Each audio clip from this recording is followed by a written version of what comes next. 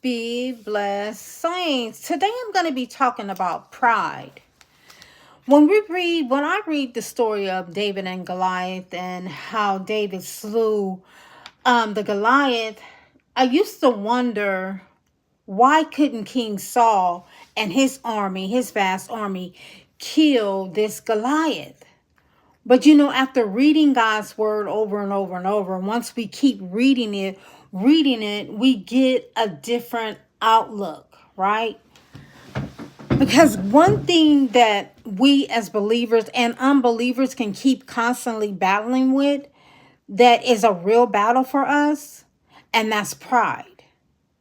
It's hard for us to shake pride when we're in situations and people are coming at us one way, arguing with us, telling us we're a liar, and saying all kind of untruths about us. It puts us on the defensive, and the first thing we want to do is be down their throat and going back and forth and arguing with them, right? That's what pride doesn't like to bow down or humble itself. It doesn't like to look foolish in front of people. It doesn't like to look like it can't take care of itself, right? That's what pride is. It's this big Goliath monster saying, no, you're not going to come at me like that. I'm going to come back at you, and I'm going to make sure have the last say, the last word.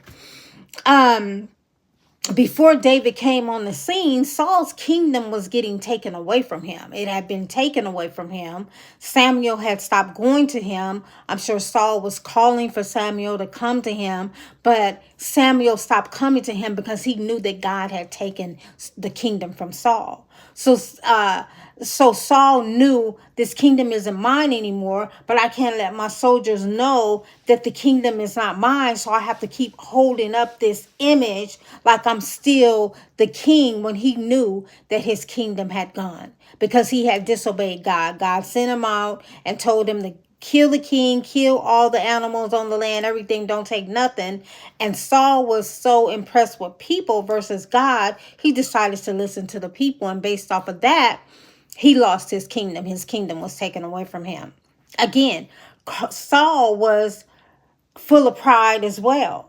Because when you are not full of pride, you are in humility position. You're humble before the Lord, and the Lord will lead you and guide you and direct you. And you won't worry about what people are thinking or what they're saying, right? You're worried about pleasing God and following out his commandment as to what he has told you to do. So here comes this Goliath on the land, attempting and taunting the armies of Israel. But this Goliath came based off of Saul's pride. See, this is how big Saul's pride was in regards to doing things his way and listening to his men versus listening to God. So now this Goliath is in his face, and Saul couldn't fight it because it was him that he would have been fighting. So in so many ways, he didn't want to fight himself. He was afraid to fight himself. And that's what pride does. Pride is afraid. It's afraid. It's afraid. It's scared. It's cowardly. But it cannot bow down, because then it will show its pride and its ugliness, and it doesn't want to do that. So Saul did not want to do that.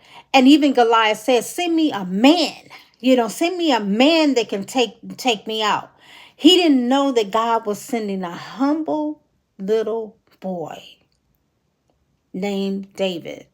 That's who God was sending to him. He had no clue it would be a boy that God was sending. But what did God send him? He sent an instrument that was pliable, able to work with, not afraid of what people think or what they thought about him. And that's how it is when you're completely humble. You don't care what people think. You're not worried about that. You're listening to your Father. You're ready to do what your Father is telling you to do. So Saul's pride, we saw it once again when he said, when the girls had came in, when they were coming in from the war, David and all of them, and the young women in the land where they were at started saying, Saul has slain his thousands and David his tens of thousands. When Saul heard that, he's like, what's going on? I've been a man of war for a long time, and then here this little kid come out and kill one thing. Oh, what is going on here? But see, the difference between Saul and David is this: Saul was a soldier, but David was an anointed, called, chosen, and predestined by God. He was chosen to conquer pride. So when David slew Goliath, he was taking away pride from the whole entire land. And because, and out of the house of Israel and out of the house of Judah, he was removing pride. Why? Because pride had put them up against this big Goliath through Saul, King Saul. King Saul and his pride put them at this pride position. Pride locks you up. It ties everybody up. It makes people afraid. It makes people jumping and acting out in their skin and acting out in foolishness and not doing, working in wisdom and needing to do what they need to do, not listening to the Lord, not hearing what God is saying. That's how pride operates. And so Saul was very angry when he heard the women saying that in regards to David. He was displeased. But see, Saul did not understand. When David slew Goliath, he was really slewing Saul, King Saul.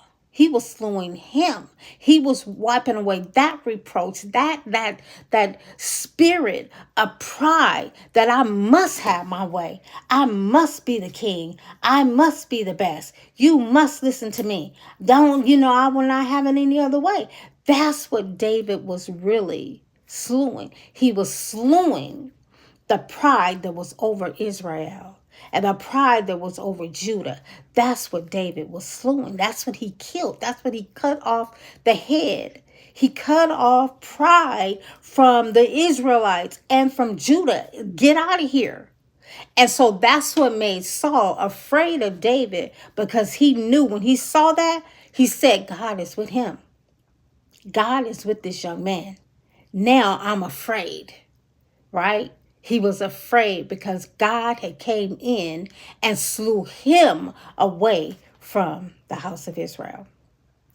It's a good story about pride and humility. Humility always wins in the end. Pride always slides back to hell from which it came from. God bless you all and be blessed.